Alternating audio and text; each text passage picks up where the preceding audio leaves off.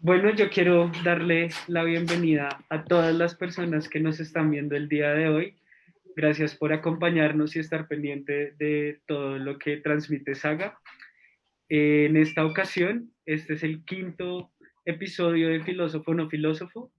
Filósofo no Filósofo busca fundamentalmente acercar a la filosofía con otras áreas del conocimiento. Para lograrlo, en un auditorio universitario se daban cita un filósofo o una filósofa y un personaje de la política, las artes o la cultura. Y en dicho encuentro, el filósofo, en el papel de entrevistador, buscaba traer a la luz ciertos aspectos de la obra y de la vida del personaje entrevistado sobre los cuales podían reflexionar. Por motivo de la actual situación sanitaria, en Saga nos vimos obligados a hacer esta serie a través de Facebook Live. Y en el primer ciclo de esta temporada hemos tenido invitados como House of Tupamaras, Juan Antonio Carulla, Sergio Cabrera. La invitada del mes pasado fue María Jimena Duzán y ahora nos acompaña la artista colombiana Beatriz González. Bueno, pues como Joseph ya mencionó, hoy tenemos el placer de tener esta entrevista con Beatriz González. Para quienes no la conocen, ella es una artista colombiana egresada de la Universidad de los Andes. Su primera exposición fue en 1964, donde presentó su versión de La encajera de Jean Vermeer.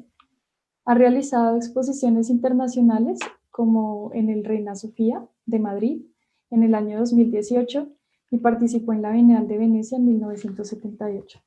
Recientemente recibió un doctorado honoris causa en la Universidad de los Andes y actualmente hay una excelente exposición en el MAMU, el Museo de Arte Miguel Urrutia del Banco de la República. Allí se encuentra una retrospectiva de Beatriz González que estará hasta el 7 de diciembre de este año y están todos súper invitados para que vayan al museo y no se pierdan esta exposición. Bueno, yo quiero para iniciar la entrevista decir que casi no podemos hacerla si los vericuetos de la vida hubieran dejado a Beatriz estudiando con Danilo Cruz metafísica. Usted estudió metafísica con Danilo Cruz antes de graduarse en los Andes, ¿cierto? Sí, eso es muy importante porque realmente yo no llegué a los Andes a estudiar arte. Yo era un poco creída y pensaba que yo ya era artista y que no necesitaba estudiar. Pero en Bucaramanga estudié primero arquitectura, me desilusionó la arquitectura. Entonces me fui a Bucaramanga y hacía ciertos trabajos como vitrinas y eso. Y un amigo le dijo a mi papá, si manda a Beatriz a estudiar diseño gráfico, yo le pongo una oficina para que trabaje aquí bien en Bucaramanga. Entonces me puse a buscar dónde había diseño gráfico. En esa época, estoy hablando de 1954, no había ninguna facultad de diseño gráfico, sino era una materia dentro de Bellas Artes o de Bellas Artes y de decoración. Entonces, en los Andes sí había no había esa carrera, pero sí había dentro de Bellas Artes había una clase que se llamaba diseño gráfico y entré ahí. Entonces, entre esa maravilla que eran los Andes en ese momento con las humanidades y con Marta Traba de profesora de historia del arte. Esas dos cosas eran buenas, la pintura y eso era muy malo, la pintura, la escultura, el diseño gráfico era pésimo.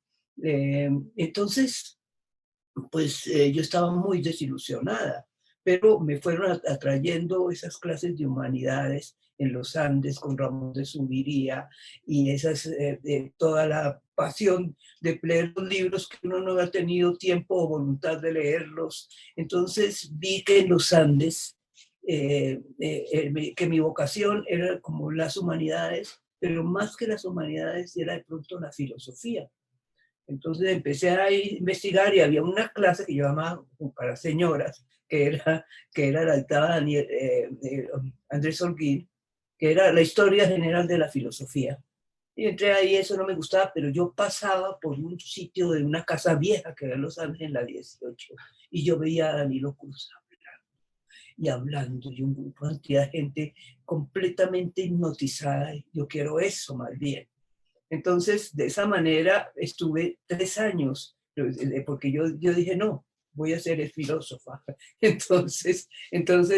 Pero era Danilo, da unas clases eran impresionantes porque era, por ejemplo, el banquete o la República o el banquete de Platón, y leíamos como 3 frases y en eso duraba toda la clase.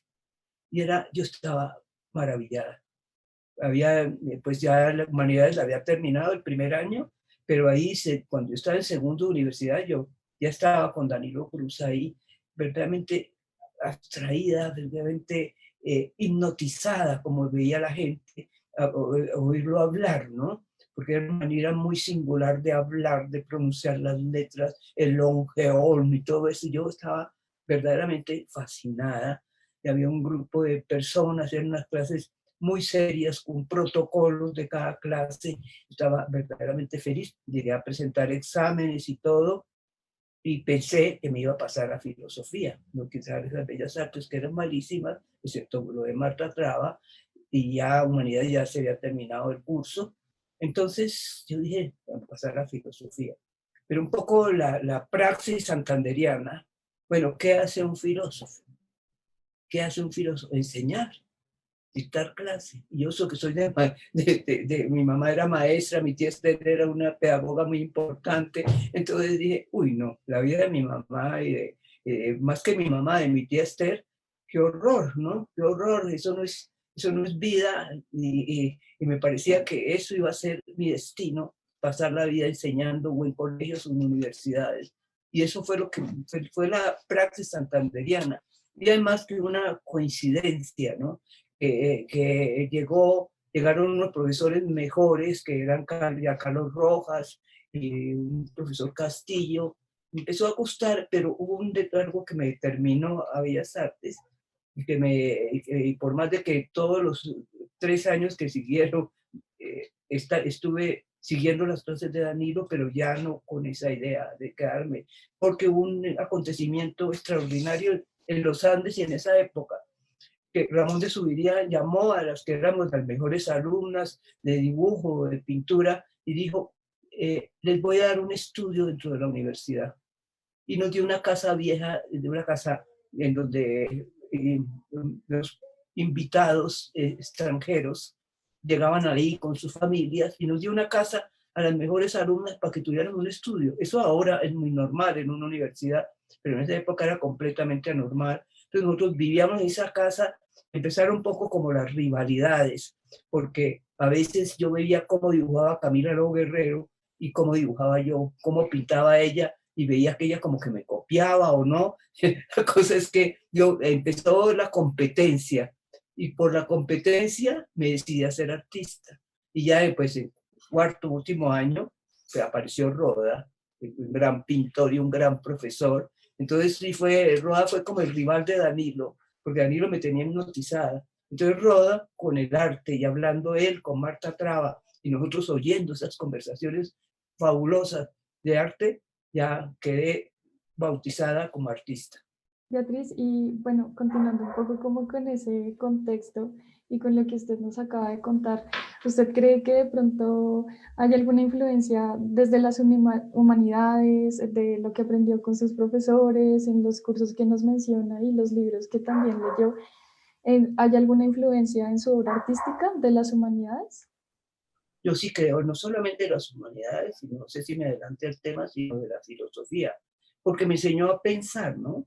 Pues las humanidades me dieron una cultura, pero el pensamiento de Danilo, que se iba metiendo en la mente de uno, yo siento mucho ciertas influencias de lo que yo estudié, que eso no se va a la basura, nada de lo que uno ha leído, eso a mí muchas cosas que me impulsan, muchos pensamientos conceptuales que desarrollo en mis obras, vienen de ahí. Y vienen también pues cuando yo estuve estudiando arquitectura, me gustaban mucho las matemáticas. Entonces esas matemáticas me dieron un sistema mental que no se ha borrado. Entonces, cuando yo veo un tema o algo, la manera de desarrollarlo es realmente la manera de lo que yo estudié esos 3 años con Danilo, lo que yo leí en los Andes en ese momento, porque además leíamos los libros completos, ¿no? No como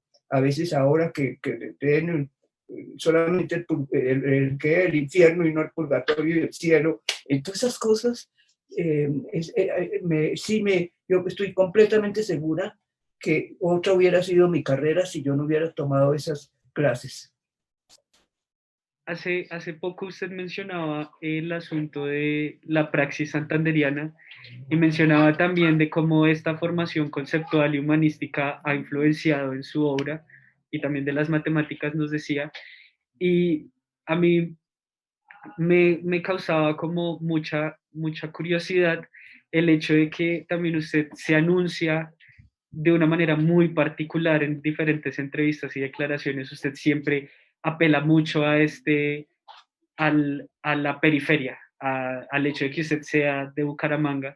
Y dentro de muchos aspectos, usted menciona, por ejemplo, los colores que en su primera etapa eran, sus colores característicos eran de la iglesia, de la Sagrada Familia, y también ha hecho muchas referencias a cómo se recibe el arte universal en la periferia. Y sin embargo, más allá de esos propios como detalles de la ciudad y la particularidad de esos detalles, ¿usted considera que su modo de ver, aparte del modo de ver conceptual del que nos comentaba ahorita, y esa atracción que siente hacia el archivo, hacia archivar ciertos objetos muy específicos, como los recortes de crónicas rojas, de impresiones muy deficientes y los muebles populares, por ejemplo, se ve influenciada de alguna manera por su vida en Bucaramanga? En otras palabras, en el contexto bumangués, que está marcado por una cultura muy distintiva de la imagen, del color y del gusto, ¿usted cree que ha sido determinante en los criterios que usted usa para coleccionar objetos en su obra y para crear obra y para hacer archivo? Yo creo firmemente que, en primer lugar, el punto es una palabra clave, es la provincia. Entonces, cómo se comporta la provincia, yo siempre estoy diciendo que la provincia puede llegar a ser universal, en el sentido que siempre pongo el ejemplo de Tomás Carrasquilla, ¿no? Frutos de mi tierra es una novela paisa, sin embargo, hoy en día la traducen al alemán, sin embargo, se encuentra en bibliotecas de Europa, de distintos idiomas. Y entonces a mí como que me tranquiliza mi capricho de ser de provincia, pero como decía mi hermana, usted es de provincia, pero no provinciana. Eso es otra cosa, ¿no? Entonces, Bucaramanga tiene una particularidad tienen o tenían una particularidad que era el color, ¿no? No solamente el color de los atardeceres, sino la gobernación era amarilla, ni hablar de la cúpula de la Sagrada Familia que era amarilla, vino tinto y azul. Había un edificio bellísimo que parecía italiano, que era una torre rosada, la torre del Garnica, se llamaba, la familia Garnica tenía una fábrica de tabaco, y esa torre era para poner el reloj para que los obreros salieran, una torre alta, como de 4 pisos, rosada, entonces gobernación amarilla, torre de Garnica rosada. Había una casa que un señor Lega le hizo a su esposa y era una mezquita azul, ¿no? Había Villaflor, que era verde. Entonces, yo creo que todo eso me influyó, pero más que nada en la Sagrada Familia, porque dentro de la Sagrada Familia estaba pintada al fresco y hasta las bancas tenían pintura al fresco con los mismos colores de la cúpula, pero ya revueltos como es el fresco. Entonces, todo eso de color yo creo que me influyó profundamente, que uno salía eso, y no porque estuvieran mal puestos los colores. La gobernación amarilla yo la he defendido a capa y espada, porque un gobernador la volvió blanca, y yo peleé y todo eso porque el amarillo era bellísimo. Entonces no eran unos colores, digo, como chocantes, eran colores muy armónicos. Beatriz, ¿y usted considera que esa influencia que viene de la provincia, específicamente de Bucaramanga, sigue siendo parte de su obra más actual, de las últimas obras que usted ha producido? En la obra actual, yo creo que el color sigue teniendo importancia, pero ciertos colores, no todos. Cuando vino Cuando vino el incendio del Palacio de Justicia, la toma y la retoma del Palacio de Justicia, yo cancelé colores, cancelé los naranjas, cancelé los contrastes muy fuertes, ciertos azules, y ya me quedé con el vino tinto y con el verde manzana, que era así se llamaba en la caja de Prismacolor, que de chiquita yo había manejado ese verde, es un verde esmeralda según se ve en los tubos de colores del verde esmeralda. Ese verde esmeralda me dominó a mí y yo trabajo mucho, porque yo decía, ¿para qué yo no uso blanco? Lo uso, pero para convertir los colores, aclararlos, pero yo no uso blanco. Luego, si existe el verde, para ese verde manzana, entonces las caras mías, las caras que yo hago son verde manzana. Y así era desde que estaba en el colegio chiquita, las pinturas del niño Dios y esas cosas que hace uno, siempre los cuerpos para mí eran verdes. Pero yo llegué a la conclusión de que el blanco no era esencial, solo para aclarar colores, que en cambio el verde manzana, entonces los colores que han perdurado son el verde manzana y el vino tinto, y ciertos otros, claro, que son necesarios, pero la parte colorística de mi obra sí le hizo mucho mella la tragedia del Palacio de Justicia. Ahora nosotros podríamos pensar en una manera de manejar los colores, ¿cierto? Y también podríamos pensar en esto de los colores, particularmente en Los Suicidas del Cisga, son muy importantes en las tres versiones.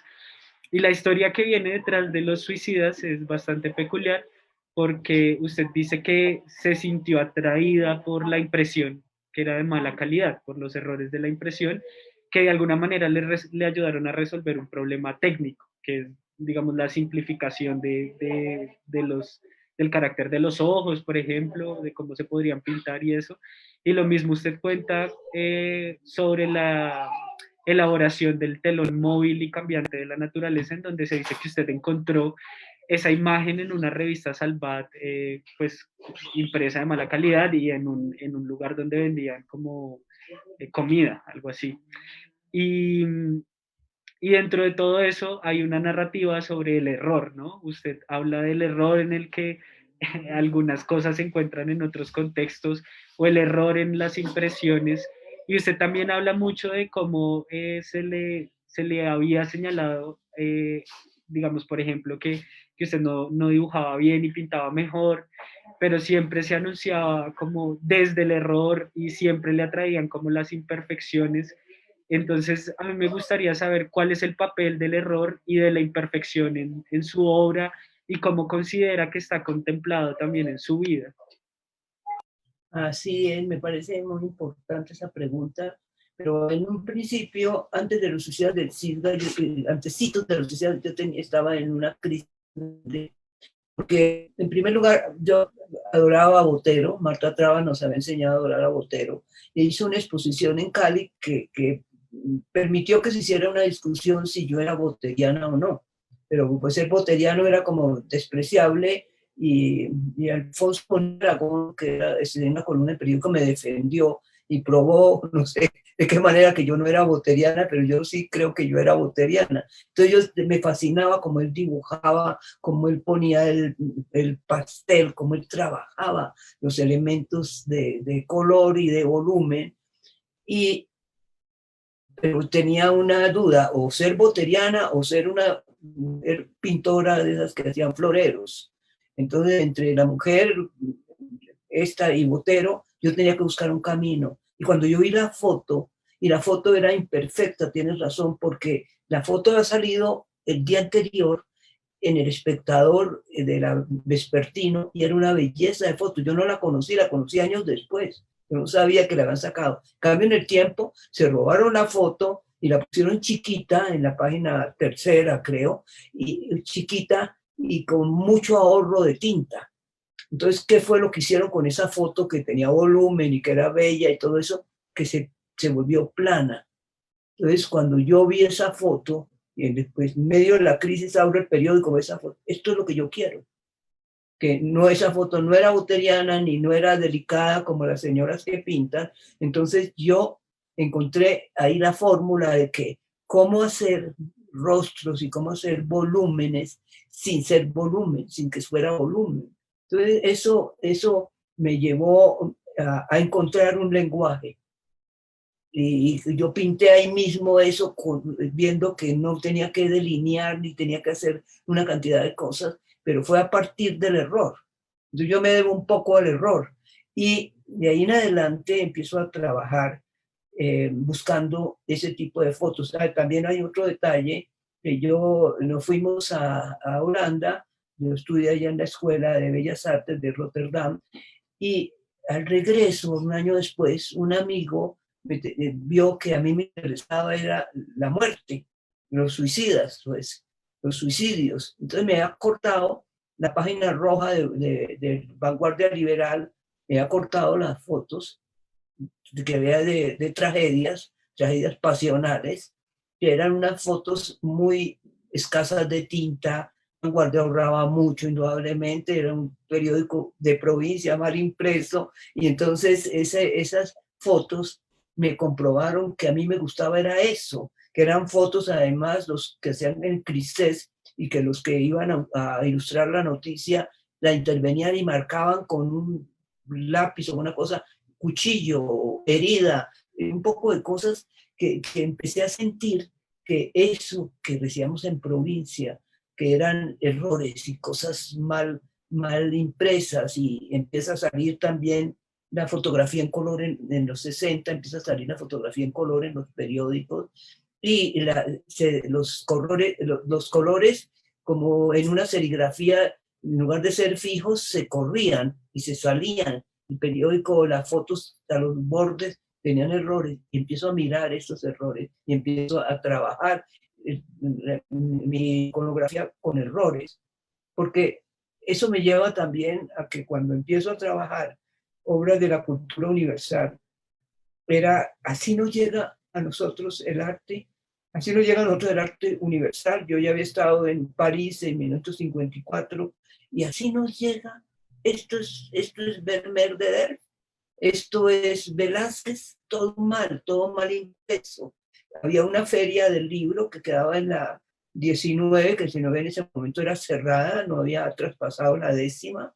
Entonces, en las aceras, en los andenes, vendían folletos y vendían periódicos, cosas viejas, y yo empecé a mirar eso y encuentro que los boletines de ilustración sexual se ilustraban con obras de arte muy importantes, de Ingres,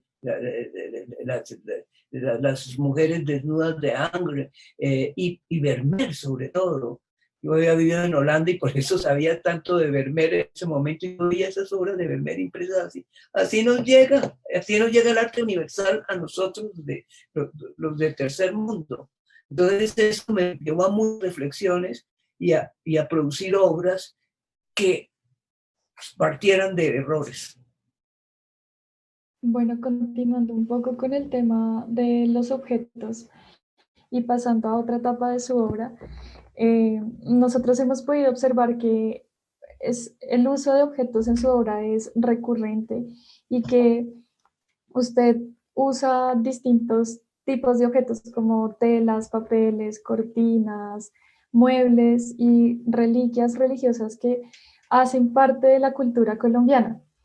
Además, también, pues además de los objetos, vemos que estos cuentan con unos materiales como por ejemplo el metal, la madera, la cerámica y los textiles, y todo esto llama fuertemente la atención en su obra.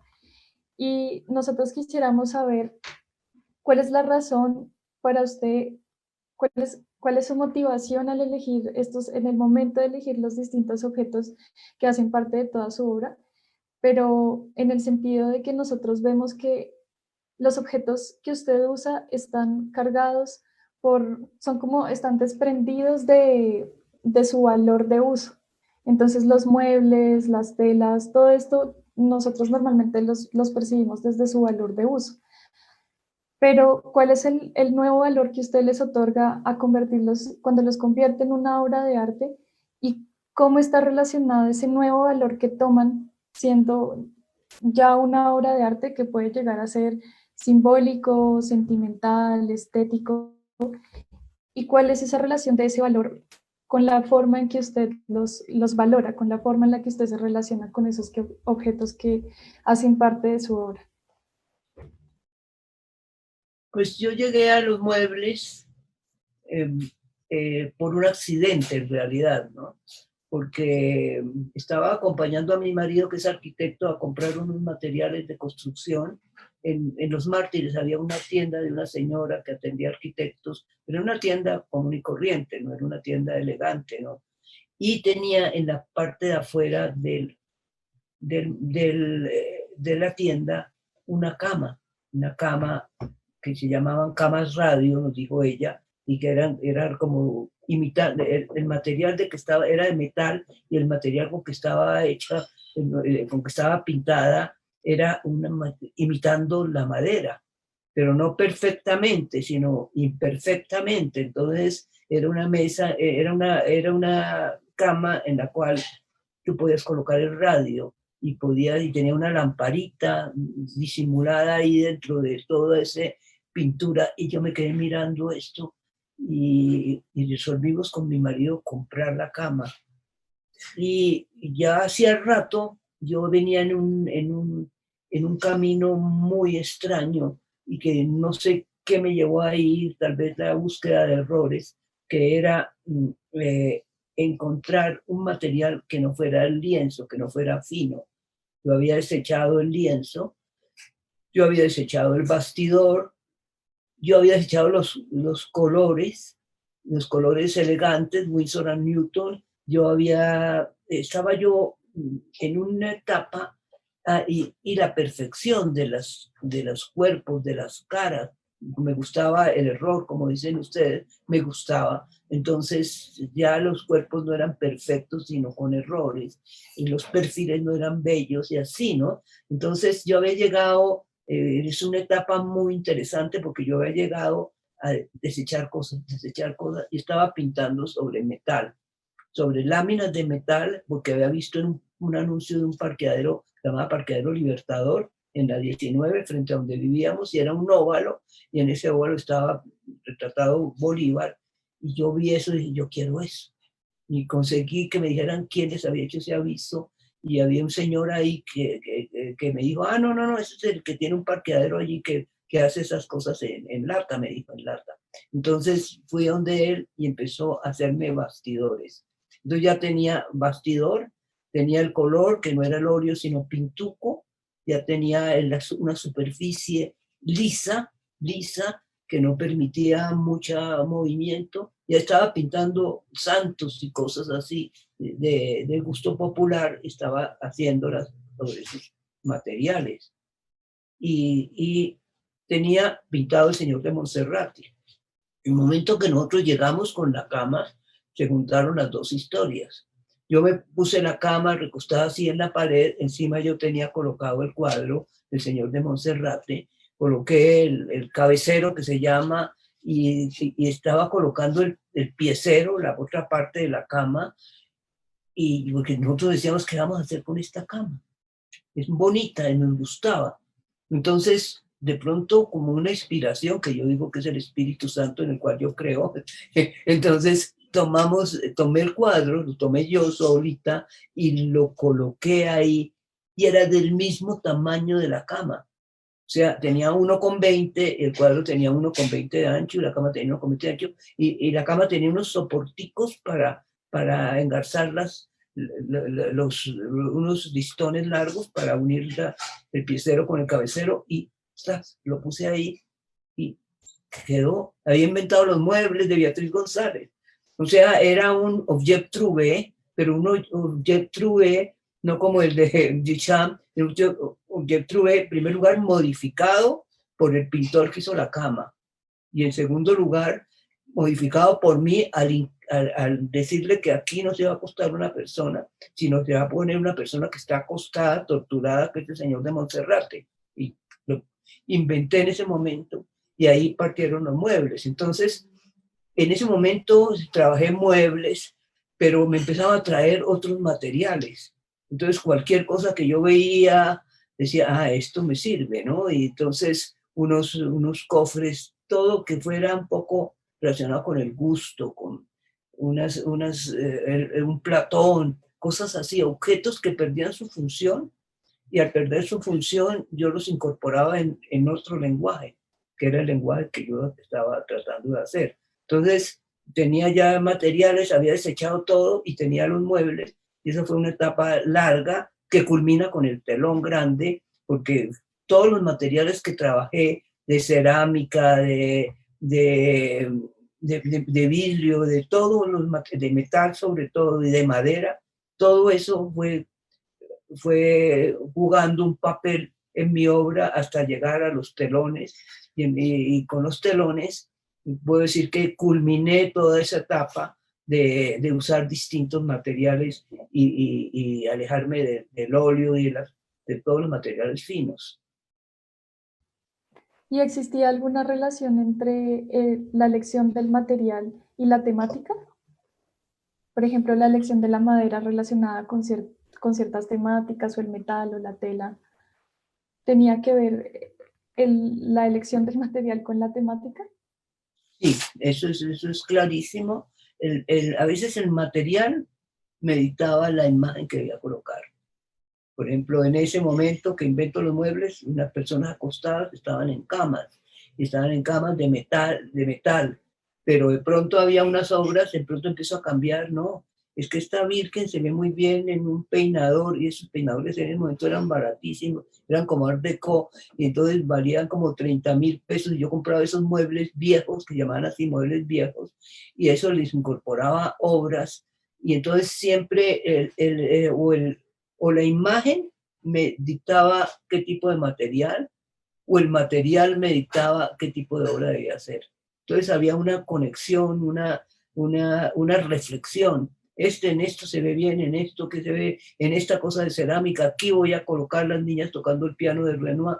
Y todo eso porque la vasijita esa de porcelana me dictaba que eso, en esa cerámica había como un polvillo que se ve en los cuadros de Renoir. Entonces, había una conexión, ¿no? Indudablemente eso que estás diciendo es cierto.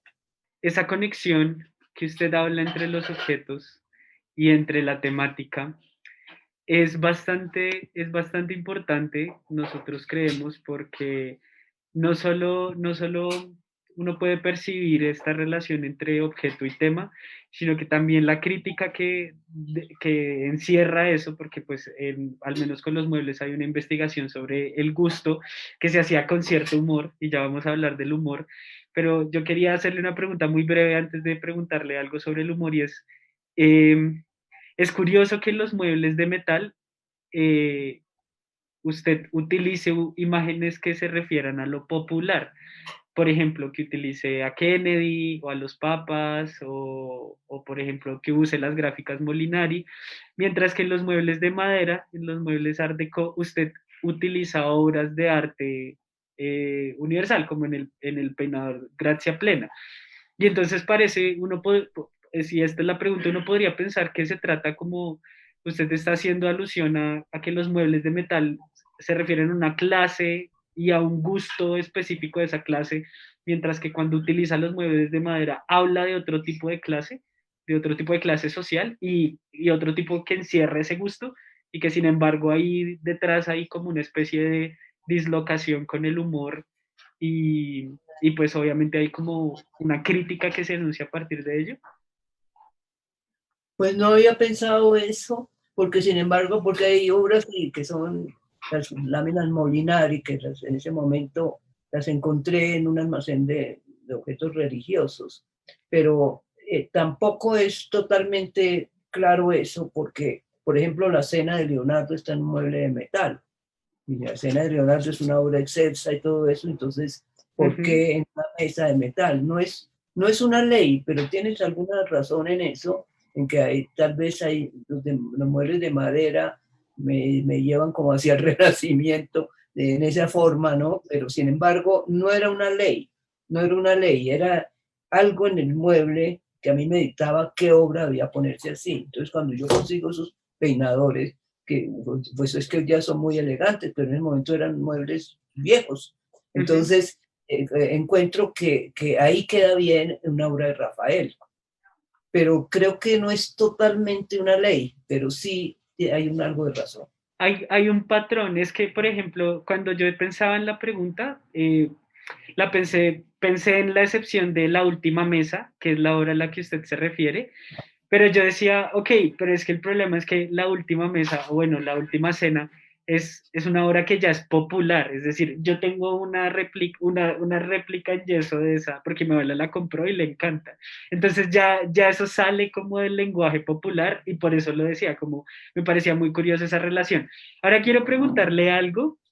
Usted habla mucho de esta relación con los objetos y de esta investigación del gusto de una manera muy crítica. Usted siempre se refiere a sus obras de manera muy esquemática, ¿no? Como, pero yo siento que hay una manera, y quizá esta era la pregunta sobre los objetos, buscaba apuntar a una relación un poco más emocional, un poco más afectiva. Y eso me causa mucha curiosidad porque Marta Traba, en un libro que ella tiene que se llama Los muebles de Beatriz González, que lo recomiendo muchísimo, y en otro que se llama Historia abierta del arte colombiano, donde habla del arte y pues ahí está usted incluida con otros autores, con otros artistas como Bernardo Salcedo. Bueno, el caso es que ella en los artículos que se refiere a los muebles, ella siempre dice que usted tiene una manera crítica, emocionalmente distante, aséptica, para utilizar ese humor, ¿no? Eh, Nosotros veíamos que, por ejemplo, ese humor crítico y mordaz, según Traba, podría ser atribuido al hecho de que usted se separa emocionalmente de los objetos y del tema, que es el gusto, y nosotros queríamos saber si usted está de acuerdo con esa afirmación, ya que detrás del tratamiento humorístico, pues de una obra de arte o de cualquier cosa, uno podría encontrar un sentimiento latente que lleva a ese humor. Es decir, uno puede acudir con humor a un tema o a un objeto porque tiene ira hacia el objeto, o porque siente aprecio, o porque siente desprecio, ¿no? En ese sentido, nosotros quisiéramos saber si usted considera como Marta Traba que había una desconexión emocional hacia ese objeto en esas primeras obras como los muebles, pues porque creo que también podría ser una pregunta, creo que ya en su segunda etapa sí hay como una profunda conexión emocional con los temas que está retratando últimamente o desde la mitad de los 80 hacia adelante, o si efectivamente habían sentimientos que despertaban ese humor con el que usted hacía esta crítica al gusto. Por ejemplo, usted habla mucho de Turbay y habla de cómo le indignaba, por ejemplo, que él dijera cosas como hay que llevar la inmoralidad a sus justas proporciones. Entonces usted ironizaba mucho con Turbay y yo creo que como lo leía yo no siento que ahí hubiera una conexión totalmente, una desconexión emocional, sino que había cierta reacción emocional que la llevaba a usted a reaccionar emocionalmente y a criticar desde el humor y desde la ironía eso. Entonces, quisiéramos saber si usted está de acuerdo con esa aparente desconexión emocional para hacer crítica y para hacer ironía con la que utilizó los muebles, o si no la hay, o qué tipo de relación afectiva había. A mí ese tema me parece muy difícil, ¿no? Porque yo pienso que esta parte que el tema para mí era esencialmente el gusto, más que el humor, ¿no? Porque el humor me llevaba un poco, me podía llevar un poco a hacer chistes. Y había artistas que hacían ciertos chistes, Salcedo hacía chistes y Barrios hacía chistes, ¿no? Entonces, a mí me parece que a mí me llevaba a hacer esas cosas, era una reflexión sobre el gusto. Porque crecí en un hogar con un papá y una mamá perfectos y vivimos siempre en una gran paz, pero con salpicada de humor, en cierta forma. Mi mamá era una mujer de muy buen gusto, pues los muebles en mi casa, cuando llegamos, nosotros vivíamos aquí en Bogotá por razones de trabajo de mi papá, al regresar a Bucaramanga llevamos los muebles, la gente iba a ver nuestra casa pero aterrada, que eran esos alfombras, que eran esos diseños, porque eran diseños cubistas. Entonces yo viví en un medio muy refinado y mamá nos llamaba la atención cuando veía, por ejemplo, esas niñas de primera comunión con unas coronas de cera inmensas. Mamá nos mostraba, ¿no?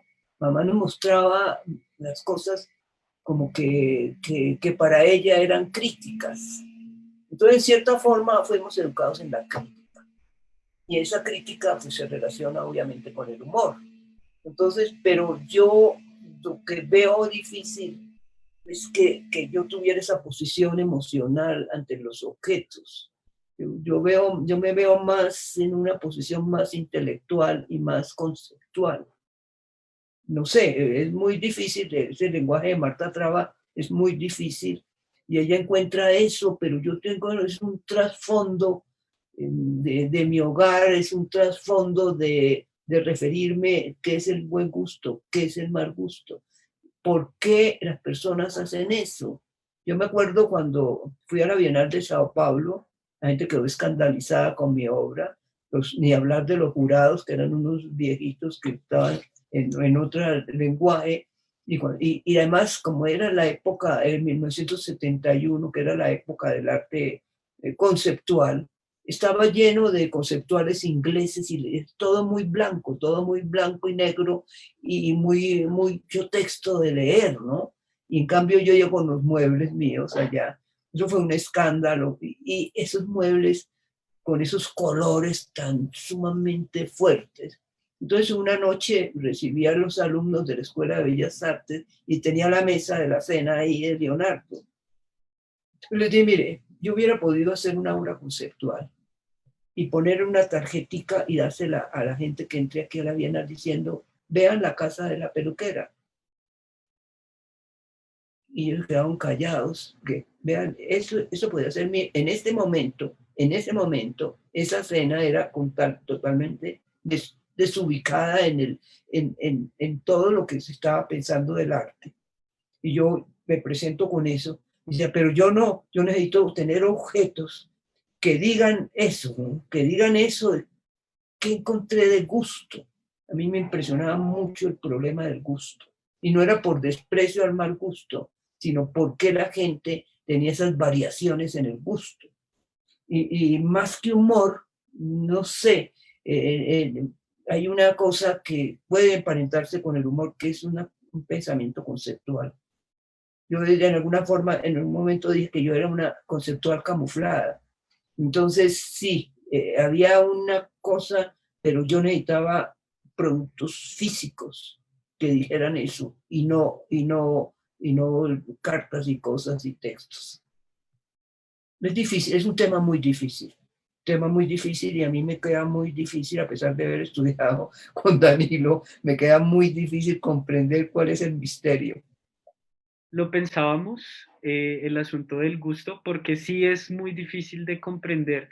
Yo creo que ahora, eh, ahorita que usted se refiere a que sus acercamientos eran conceptuales, me queda la duda si ahorita en la exploración posterior a la investigación sobre el gusto, ya hay una conexión emocional. Por ejemplo, el hecho de que usted haga una investigación del rostro y del gesto, del dolor, por ejemplo, en las delicias, y que haga todo esto de las auras anónimas, ya pareciera que hay cierta afectividad.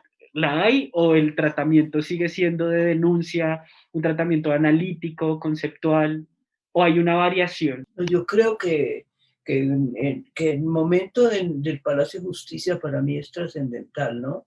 Porque es como si me corrieran una cortina. Y yo pensé, y yo dije, yo no me puedo reír más. O sea, yo sí estaba, en cierta forma, como tú dices, con una inclinación hacia el humor. Y entonces, como si me corriera una cortina y ver qué era Colombia, qué era lo del narcotráfico, eso no me había interesado.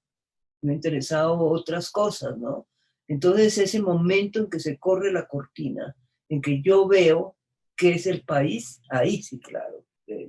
El hecho de esas mujeres que iban a llorar a la Plaza de Bolívar, que nunca las mujeres habían salido a la Plaza de Bolívar a pedir que les devuelvan sus hijos.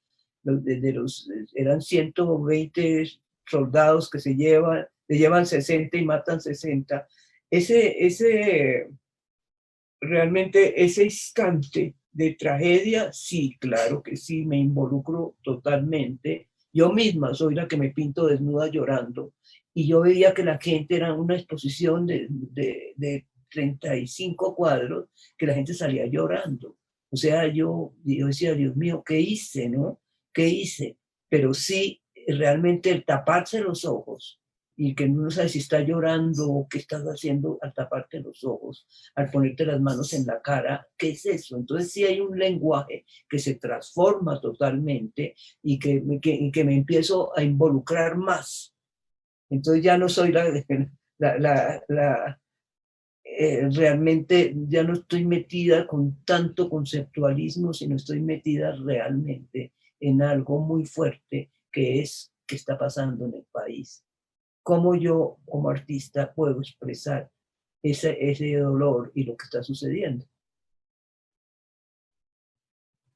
Claro, yo creo que eso pues también nos despertaba una pregunta a nosotros en relación con estas obras que usted menciona, como el autorretrato y pues como por ejemplo el monumento de obras anónimas.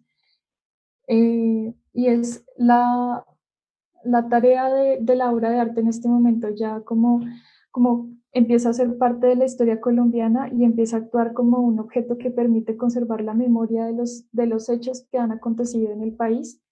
Y en ese sentido, a nosotros nos gustaría saber si usted considera que la obra de arte también, así como hace parte de los esfuerzos de conservación de memoria y sí, así como juega ese papel importante, también nos permite tener, por ejemplo, la oportunidad de ver estas obras como un objeto educativo, dado que quien las observa tiene la oportunidad de reflexionar sobre el tema al que las obras aluden.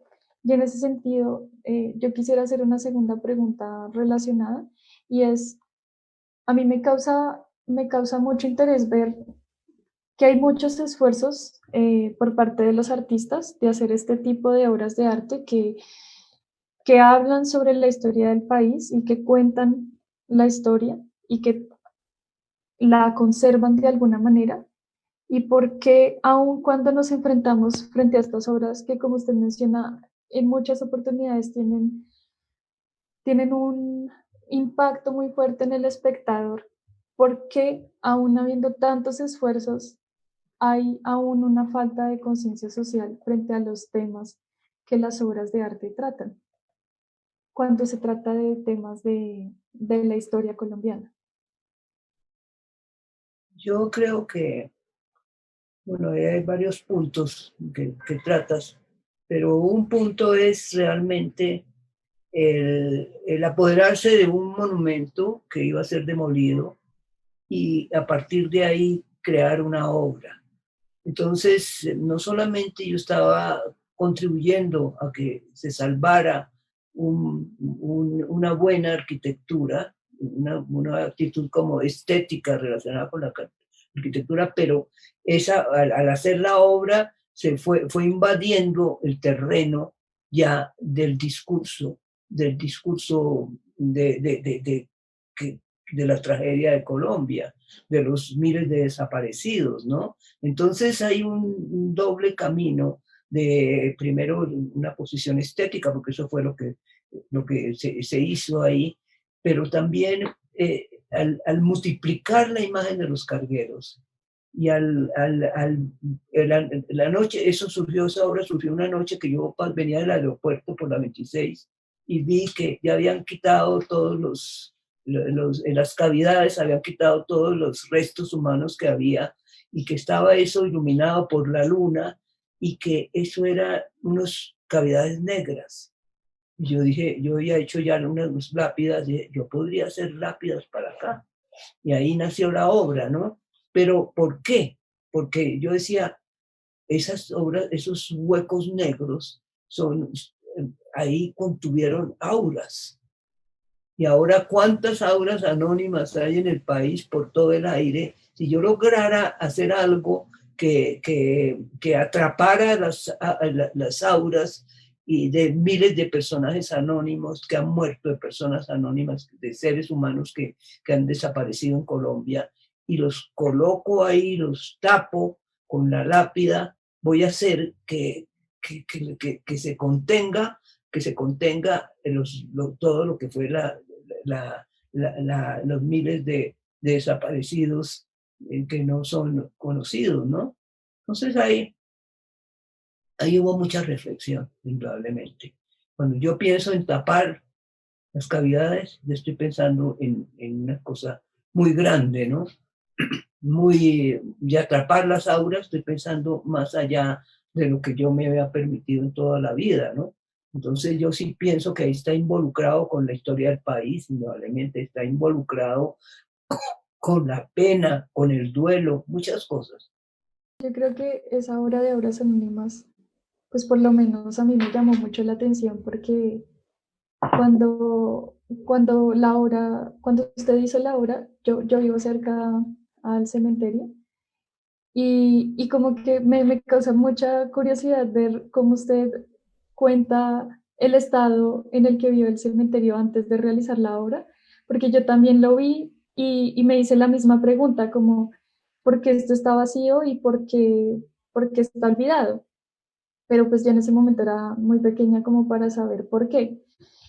Y después, meses después, empecé a ver que habían unas pinturitas en donde estaban antes las lápidas vacías y entonces me causó aún más interés y muchos años después, en un curso de Historia del Arte Latinoamericano en la universidad, pues, vi la obra de Obras Anónimas y conocí su obra y me causó un impacto muy grande porque como que logré entender cuál era el impacto que tenía esa obra y es el hecho de que uno inmediatamente la ve y como espectador uno se pregunta, ¿qué es eso?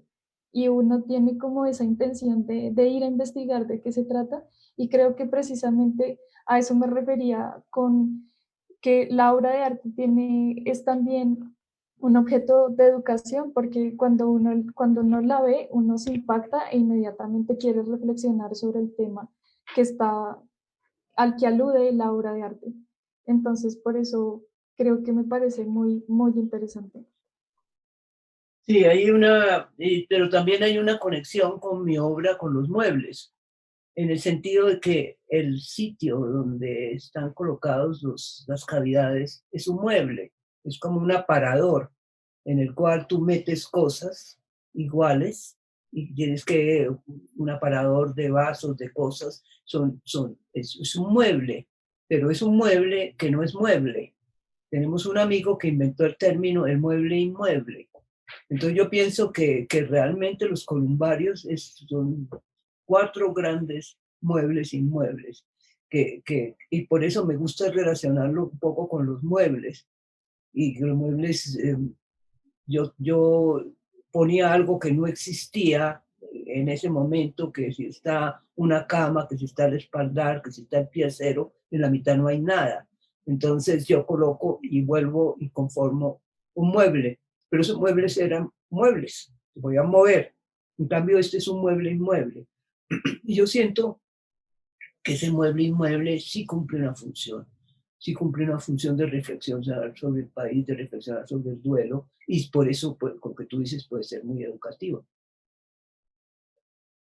Queríamos Sí, pedirle un pequeño favor, no queremos abusar de su tiempo, pero nos faltan dos preguntas. ¿Usted nos puede dar 10 minutos más, por favor? ¿Sí? bueno, ¿Está bien? sí. Muchas gracias, muchas gracias. Nada, es que no queríamos terminar la entrevista sin preguntarle dos cosas muy específicas. En la exposición, nosotros logramos ver los rostros, el tratamiento de los rostros. Al inicio de su carrera, en especial con el tratamiento de las gráficas Molinari en los 70 y con los muebles, los rostros están muy definidos, supremamente definidos, se ven bien. En parte uno puede decir también porque se refieren como a íconos, a cosas que uno tiene que como entender, como no sé, la imagen de la reina Elizabeth o los papas, etcétera, personas famosas. Lo mismo con Turbay. Pero desde los papagayos, nosotros nos fijamos que los rostros dejaban de tener muchas características, comenzaban a ser como menos detallados hasta llegar, perdían un poco el detalle, eran menos definidos. Y al final el rostro se desvanece por completo. Quizá hay un tránsito como un bache ahí con las delicias, donde los rostros sí estaban como muy marcados, pero nosotros al final nos encontramos con la representación de siluetas.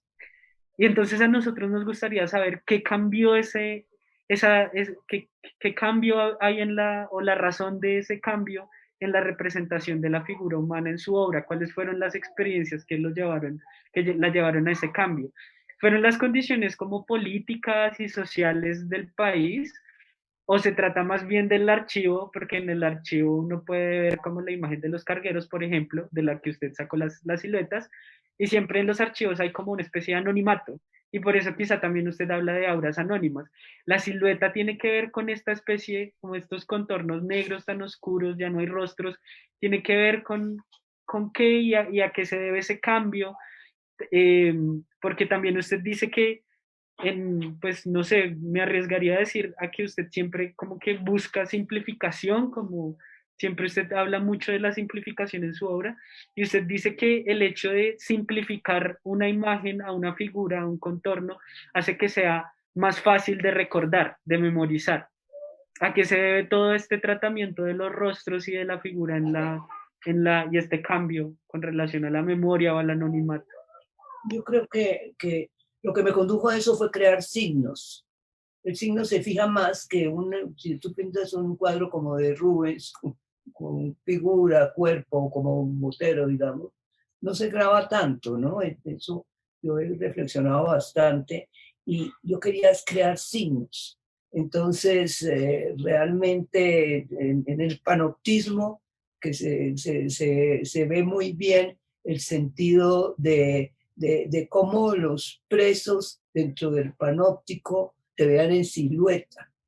Y en esa silueta, los vigilantes que estaban en la torre central veían a los que estaban presos si estaban trabajando o no, porque los veían en silueta. Entonces, para mí la silueta es un lenguaje especial que dice más cosas que si uno se dedica a hacer unas figuras realistas. Yo fui suprimiendo, yo quise crear signos y los cargueros fueron los primeros tal vez en que yo puse esta señal, por eso hice después señales de tránsito con signos, ¿no? Entonces ahí arranqué, en ese momento arranqué en glorificar los signos, yo había creado signos, pero no eran tan evidentes. Entonces, al llegar a las siluetas, un lenguaje que quiero mucho ahora, al llegar a las siluetas, yo entendí que eso hablaba más que si me hubiera dedicado a hacer obras hiperrealistas. Este realmente es una cosa, es una evolución, pero es una evolución muy sencilla, pero creo que encontré realmente un lenguaje, un logos, una cosa que yo estaba buscando sin saberla. Ahora usted que hablaba de logos y hablaba de concepto y que se refería al problema de la memoria, pues es evidente que usted tiene una preocupación como muy expresa por la memoria y que la llevó a los signos, ¿no? Usted decía también que de pequeña le gustaba como anotar las películas que veía y también vimos en la exposición del MAMU el archivo que usted viene llevando desde hace un largo tiempo. Ha escrito además varios artículos y libros sobre iconografía e historia de la caricatura, por ejemplo, el libro que editó con Rubén Jaramillo, que pues recientemente desafortunadamente murió, y además su obra pictórica desde los 2000 busca expresamente cómo repetir estos iconos, como ya veníamos diciendo. Nos gustaría ver si su preocupación por la memoria tiene enfoques distintos según sus camisas, ¿no? Si tiene puntos de encuentro y de separación entre la obra pictórica y lo que hace como historiador o como historiadora o como la manera de abordar conceptualmente. hay una distancia más allá de lo plástico entre como un artista, usted, su camisa de artista trata la memoria y su camisa de historiadora, filósofa lo hace? Yo creo que lo de las camisetas que lo inventó Darío Jaramillo es cierto. Yo tengo muchas camisetas, pero yo lo que quiero es que no se mezclen, ¿no? Yo como historiadora, pues realmente soy inventada porque nunca me gradué en historia, como me encuentro unos temas y trato unas cosas muy distintas. Van a ver cuando lean el libro de Historia de la Caricatura en Colombia, que va a publicarse en esto, va a salir a la venta en estos meses. Esa historia de la caricatura en Colombia es una copia de información que usted no se puede imaginar lo que yo encontré a lo largo de 35 años, ¿no? Entonces, sí son separadas, y son separadas porque muchos piensan que, como dice la caricatura, que mis obras es caricaturesca. No, no tiene que ver, mi obra no es caricatura, mi libro es caricatura. Y lo mismo mis clases que dicto, lo que yo hago, lo que están completamente separadas, y eso me gusta mucho, que no esté pintando lo que yo estoy investigando. Yo investigo muchas cosas. Investigo la expedición botánica y no estoy pintando plantas ni nada. Entonces, yo sí creo que hay como unos muros que impiden que se contagien los sitios, y yo sí creo en las camisetas porque me quito una camiseta y me pongo otra y soy otra persona. Bueno, yo creo que esto es todo por hoy.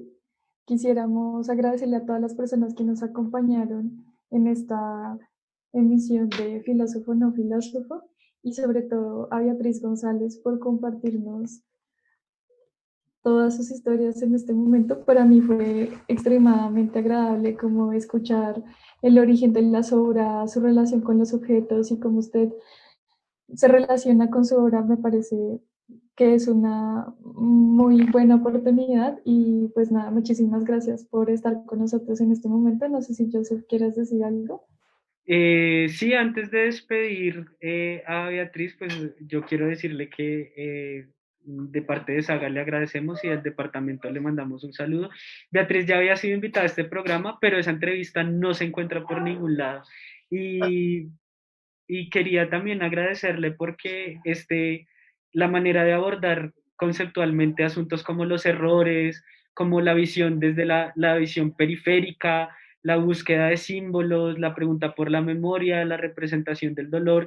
Yo creo que son temas que son filosóficamente muy ricos y que por eso iniciamos la pregunta sobre su relación con la filosofía, porque los temas que trata son eminentemente conceptuales y conciernen y están muy vigentes a lo que nosotros en filosofía tratamos ahorita.